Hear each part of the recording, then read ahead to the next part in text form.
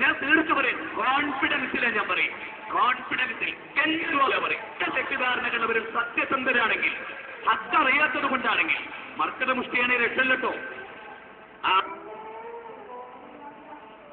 അന്തർസുഖം അമ്ലംല്ലേ അക്കൂട്ടത്തെപ്പെട്ടാൽ ഈ സത്യലിന്റെ ഒരിക്കൽ രക്ഷയില്ല.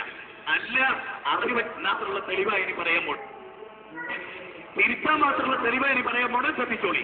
അതെന്താ? അല്ലാഹുവിലുള്ള വിശ്വാസത്തിൽ ശിർക്ക് വന്ന സകൽ ഉറപ്പാണല്ലോ.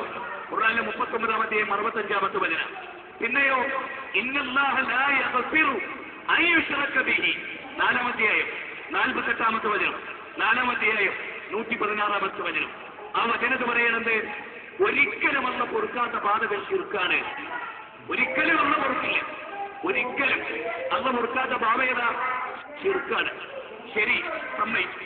ആ ശിർക്ക് ഒരു മുജാഹിദിൽ ഉണ്ടാകാൻ പാടുണ്ടോ?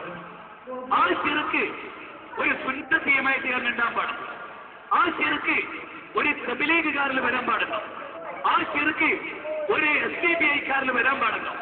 ആ ശിർക്ക് ഒരു പോപ്പുലർ ഫ്രണ്ടുകാരിൽ വരാൻ പാടുണ്ടോ?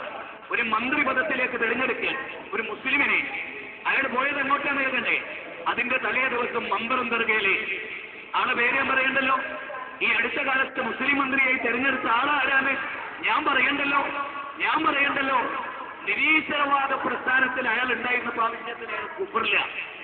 അയാൾ ഇസ്ലാമിക സമൂഹത്തിലെ ഒരു പ്രസ്ഥാനത്തിലേക്ക് വന്നപ്പോൾ മുശ്രിക്കുമായി കാപ്പു. അപ്പൊ ഏതാ മെച്ചോ? പിണറായിന്റെ കൂടെ അവിടെ നിന്ന കാലത്ത് കാപ്പറയായിട്ടുള്ള ആ വിഷയത്തിൽ ഇങ്ങോട്ട് വന്നു നോക്കുമ്പോൾ മുസ്ലിം ടീമിന്റെ കൂടെ കൂടിയപ്പോ മുശ്രിക്കുമായി കാപ്പു. ക്ഷമിക്കണേ, വസ്തുത വളച്ചുകെട്ടില്ല എന്ന് പറയാം.